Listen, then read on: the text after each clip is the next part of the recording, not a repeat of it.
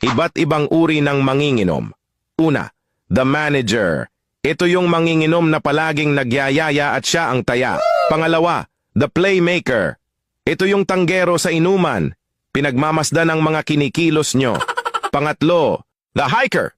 Dalawang klase ito, isang active, palipat-lipat ng upuan para makarami ng tagay at isang passive, palipat-lipat ng upuan para makaiwas sa tagay.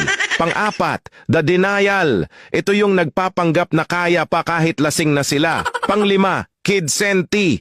Ito yung manginginom na maraming naaalala pag nakainom, napakadrama. Pang-anim, the flash. Ito yung umuuwi ng walang paalam, naglalahong parang bula, lalo na sa bayaran. Pang-pito, the kung fu.